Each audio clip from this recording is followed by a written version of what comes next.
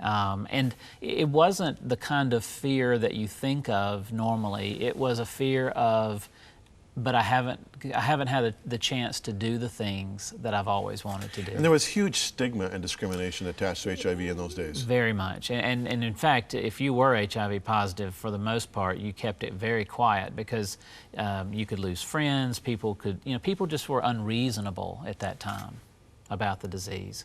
Was this before or after Magic Johnson came out with It was before. Before. Yeah, Magic Johnson, I believe, came out in 91 or 92.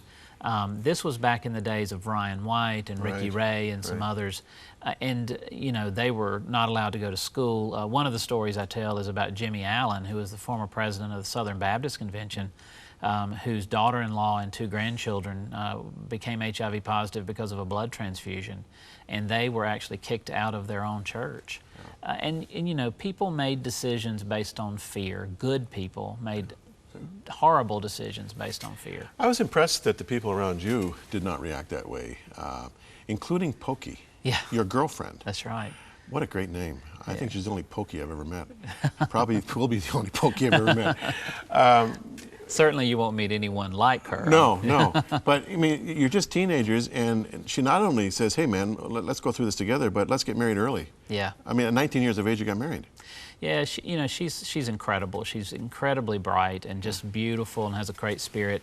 And at the time also, she had been through some really difficult times in her life, had some wounds in her own heart of some things that had happened to her when she was younger. And I did not know about those. And so we really felt like that we were 2 souls brought together, that we were soulmates, truly.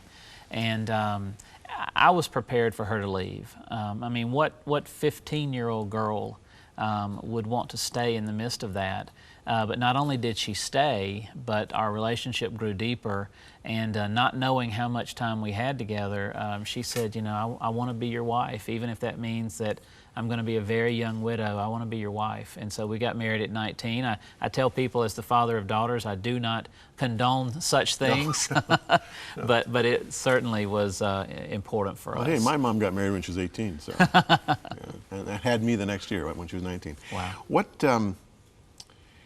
What really struck me, I mean, there's a whole story there in terms of your marriage, and you went through some really deep waters in your marriage, but you've come through that beautifully. You've got 3 gorgeous daughters.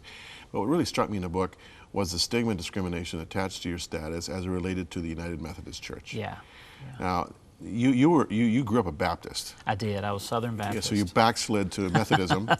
My grandmother says that I'm a missionary to the Methodists. You're a missionary to the Methodists. But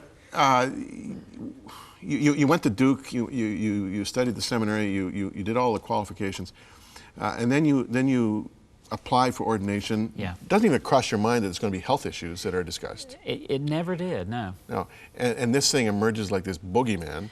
Yes. And challenges the entire United Methodist Church to, what do we do about Shane? Yes. It became very big, very quick. And like suddenly you're in these top-level meetings with bishops and superintendents and heavyweights, and you're just a scrawny 22-year-old, right? There you go, a seminary student. Seminary student, you say, what's up with all of this? Just trying to pass, New Testament.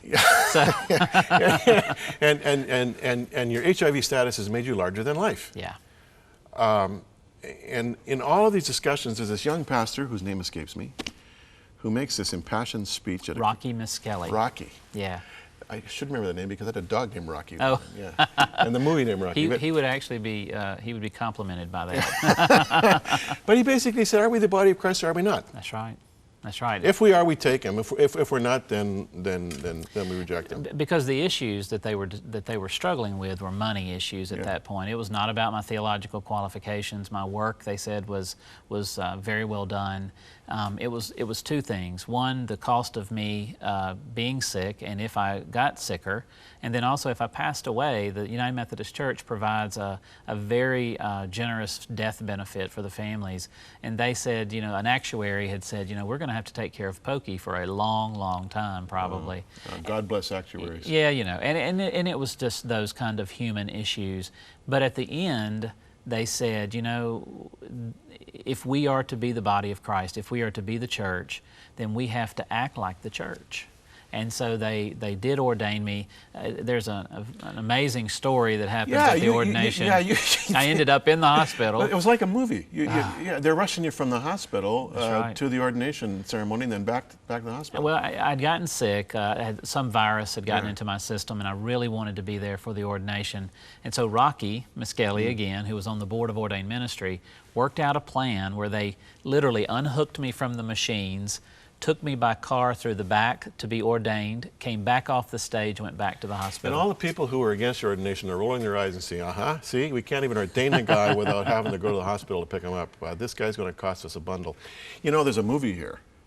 There really is. I mean, this reads like a movie. Well, and I don't know if you know, in that particular section, what happened, and this was truly tremendous for me, is what happens is when the bishop puts his hands on you, everyone stands that is in support of you, and usually it'll be family and friends. He leaned down and whispered to me, he said, "Shane, they're all standing for you." Yeah. And the bishop was overcome emotionally. He was. I would have been if I'd been in his position. Was. Absolutely. But we had trouble later. No kidding. Your first church rejects you. That's right. That's right. I was threatening to burn down the parsonage if they bring you in. I was told by the superintendent, who, you know, in the Methodist Church we have superintendents and bishops, and he said, you know, I'm not going to let them know your status yet. And so what happened was we ended up not telling them. We were going to talk about it at this first covenant meeting, but the word got out, and a lot of fear, a lot of unreasonable feelings, and they decided not to take me. Now, nobody would have blamed you for saying, well, nuts to you all. Shake the dust off your feet and just get out of there. Sure. And say, you know, not only are these people not Christian, but I don't want to be a Christian if these people are Christians. Bunch of hypocrites. Why didn't you react that way? Well, I went on to the meeting. The bishop convinced me to go to that first covenant meeting, and so it's me on one side of the table and all of the others who had voted against me on the other side.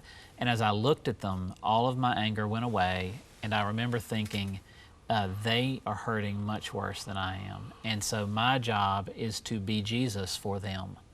And so I began to pray for them one at a time. And you know, it sounds like something out of a script, but it was an amazing scenario, because what I realized at that point is that God was going to use this story. God was going to take care of me, but God was going to use this story, this situation, for His glory. And that there would be nothing that would stop that from happening, and that was a case in point. You're obviously thoroughly impacted by grace. Thank you. Now, you know, I read the book in a flurry, you know, and my sense of chronology is a little out of whack here. When did the heart issue emerge? That was just 3 years ago.